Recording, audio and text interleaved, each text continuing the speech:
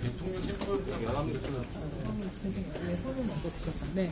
연합뉴스 조다원입니다. 오늘 법원이 윤석열 대통령 체포영장 발부했는데 이에 대해서 입장 좀 주실까요?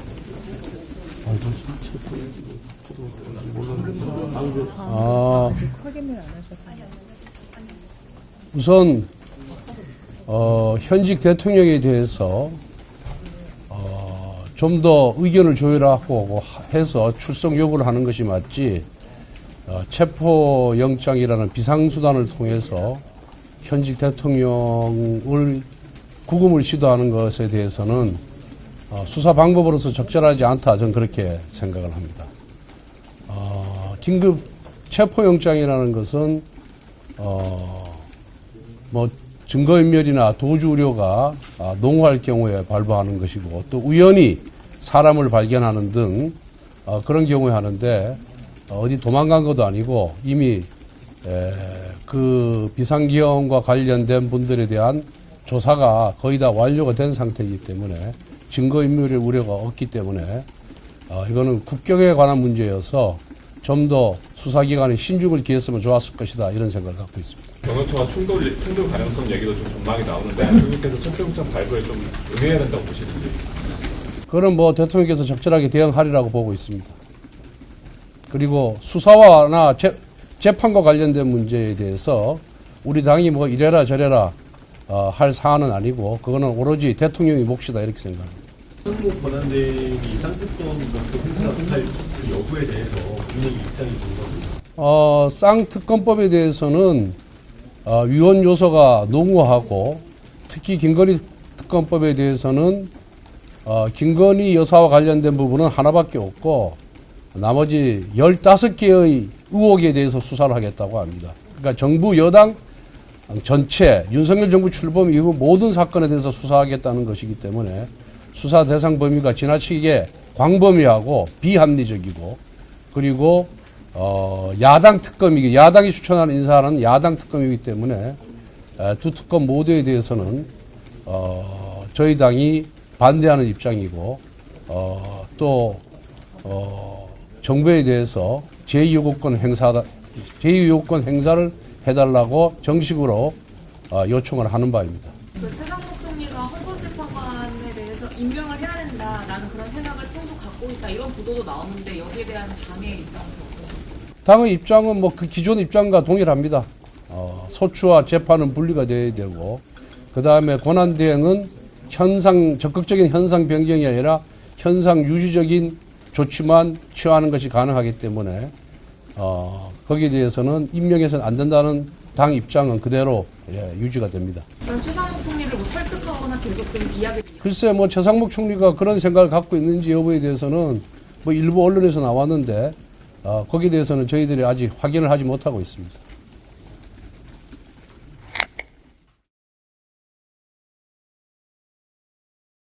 대통령실 연결해서 경호처 분위기도 살펴보겠습니다. 이한석 기자, 공수처가 윤 대통령 체포영장 집행에 곧 나설 것으로 보이는데 경호처의 공식 입장은 나왔습니까?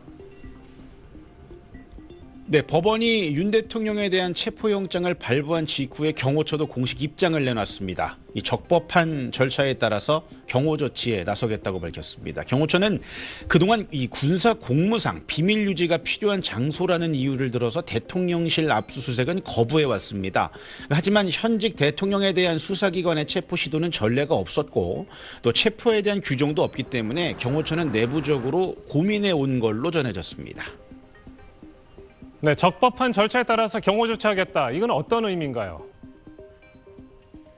네, 대통령실 경호원들이 단체로 이 영장 집행을 제지할 경우엔 특수 공무집행 방해죄가 적용될 수 있습니다.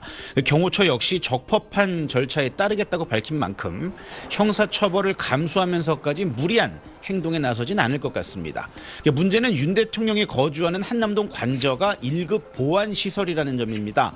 수사기관에서 영장을 집행하려고 해도 보안시설인 관저에는 허가 없이 들어갈 수 없습니다. 때문에 수사기관이 관저로 진입하려 할 경우에는 경호처가 막을 가능성이 있습니다.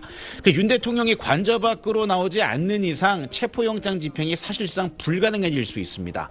이 경호처가 공수처 관계자들의 영장 집행 시도를 어디까지 용인할지가 관건이 될 것 같습니다. 네, 윤 대통령 측도 반발하고 있다고요. 네. 윤 대통령 변호인 측도 오늘 오전에 입장문을 냈습니다. 수사권이 없는 공수처에서 청구한 체포영장이 발부된 게 놀랍고 도저히 받아들이기 어렵다고 밝혔습니다. 이 공수처가 본안 재판이 예상되는 서울중앙지방법원이 아닌 서부지방법원에 체포영장을 청구한 것도 원칙과 전례에 반하는 일이라면서 대단히 유감스럽다고 말했습니다. 현직 대통령으로서 수사권한 문제 등 이 불출석의 정당한 사유가 있는데도 체포영장이 발부된 것을 납득하기 어렵다며 이 체포영장 또 압수수색영장은 불법이자 무효라고 반발했습니다. 지금까지 대통령실에서 전해드렸습니다. 자, 최선원 교수, 일단 공수처가 영장을 발부받은 만큼 이걸 언제 집행할 것인가도 관심사인데 당장 오늘은 집행에 들어가지 않을 가능성이 높죠? 그렇습니다. 그 언제 갈 거냐 이 질문에 대해서 공수처는 미정이다라고 말을 했고요. 그래서 오늘 그럼 갈 수 있는 거냐라고 물어봤을 때 거기에 대해서는 뭐라고 말씀드리기 어렵다 이렇게 답했습니다. 그래서 지금 뭐 1월 6일 사이에 앞서 그 소환 요구했을 때도 보면 25일, 25일 크리스마스 날이고 29일이 일요일이었습니다. 그러니까 주말에도 그러니까 평일 주말 상관없이 지금 소환 요구를 오히려 주말을 더 선호하는 것 같더군요. 그렇습니다. 그래서 아마 그리고 아까 말씀하셨지만 이제 국민 애도 기간이 지금 1월 4일까지이기 때문에 뭐 4일을 넘길 수도 있을 것 같고 아니면 그 주말일 수도 있을 것 같다. 뭐 이런 얘기들이 나오고 있는데 아직 공수처는 정확하게 밝히지는 않고 있고요. 다만 이제 그 경호처에 아까 말씀 나왔던 대로 경호처하고 충돌 가능성, 뭐 우려 이런 것들이 나오고 있지 않습니까?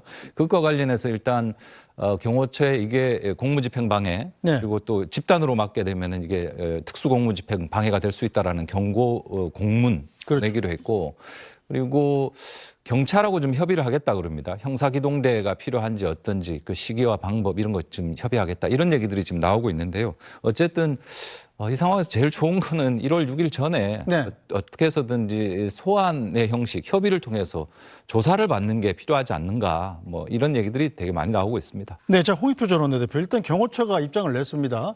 체포영장 집행에 들어오면 적법한 절차에 따라서 경호 조치가 이루어질 것이다.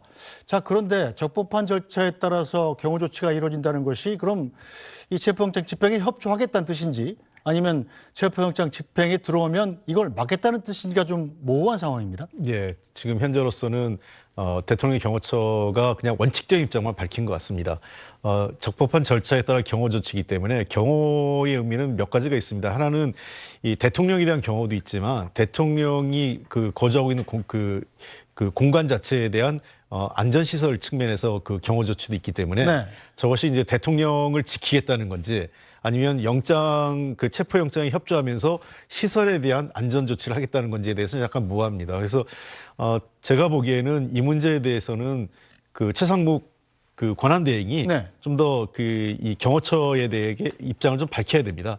체포영장 문제에 대해서 경호처가 이것을 체포영장을 집행하는 것을 막는다는 것은 또 다른 논란을 야기할 것이고 그다음에 법원이 발부한 체포영장을 거부할 경우에는 더 큰 사회적 어떤 논란 그리고 집단적 저항을 야기할 수 있기 때문에 저는 이 문제에 대해서는 아까 우리 그 최 의원님 말씀하신 것처럼 첫 번째는 경호처와 공수처 간에 협의를 해서 자진 출두 형식 방식을 좀 만드는 게 첫 번째고 만약 그렇지 않을 경우에도 경호처에 대해서는 최상목 그 권한 대행이 이 문제에 대해서는 교통 정리를 해서 체포영장 집행이 무리 없이 이루어질 수 있도록 하는 것이 맞다고 생각합니다. 네, 뭐 정치적으로 교통지가 되면 다행입니다만, 자 손정혜 변호사, 법적으로는 어떻습니까? 공수처의 영장 집행에 대해서 경호처가 이걸 막으면 법적으로 어떤 문제가 되죠? 법원이 적법하게 발부한 체포영장을 대한민국 경호처에서 무력으로 방해하는 일은 헌정 질서를 파괴하는 범죄 수준에 이를 수 있기 때문에 이것을 무력으로 방해할 수 있는 근거와 권한이 없기 때문에 경호처도 결국은 이 영장 집행에 있어서 이제 경호 이외의 행동은 하지 않을 것이 예견되는 상황입니다. 그럼에도 불구하고 적법한 공무집행을 방해하면 특수공무집행 방해 성립 가능성이 매우 높아지기 때문에 현장에 현행범으로 체포될 가능성이 높아지죠. 그런 만큼 경호처가 적극적으로 어떤 무력 행사로 체포 집행을 방해하는 행위는 하지 않지 않을까라고 생각합니다. 만약에 경호처가 체포영장 집행을 방해한다면, 계속 막는다면 공수처가 다음에 쓸 수 있는 카드는 뭐가 있습니까? 결국은 제가 말씀드린 것처럼 긴급 체포, 현행범 체포로 체포하는 것입니다. 우리 수사기관의 권한으로선 체포영장을 유효하고 실효적으로 집행하는 방안들이 있고요. 현재 1월 6일까지 대통령에 대한 체포영장 유효기간이 있지만 이 유효기간은 또다시 연장 신청을 할 수 있습니다. 그런 만큼 수사기관의 의지를 가지고 집행하는 데에서 이것을 방해하는 것은 대통령 측에게 또 굉장히 불리하게 작용할 가능성이 있는 게 헌법재판소에서도 대통령이 헌법 질서를 수호하는 의지가 있는지 없는지를 굉장히 중요한 요소로 볼 수 있는데 수사기관의 정당한 업무 방해를 방해한다. 이건 역시 사실 탄핵심판 사건에서도 불리하게 작용할 것이기 때문에 그런 불미스러운 일이나 또는 변호 전략으로도 변호인들이 이런 행위를 하면 안 된다라고 조언할 것이 어느 정도는 그렇게 기대하는 것이 타당하지 않을까 생각합니다. 네. 제가 참고로 하나 말씀드리면 꼭 동일한 사안은 아닌데요. 압수수색 영장을 과거 대통령실 대상으로 여러 차례 발부된 적이 있지 않습니까? 네. 그 경우에도 압수수색을 완전히 허용하진 않지만 양측이, 그러니까 검찰 측과 대통령실이 협의해서 이미 제출 방식으로 압수수색 영장에 대한 최소한의 협조를 했거든요. 네. 그런 측면에서 경호처라고 해서 아무리 대통령을 경호해야 되는 자신의 주 임무라고 해도 법원의 체포영장 자체를 원천적으로 거부하거나 막는 것은 불가능하지 않을까 생각합니다. 네.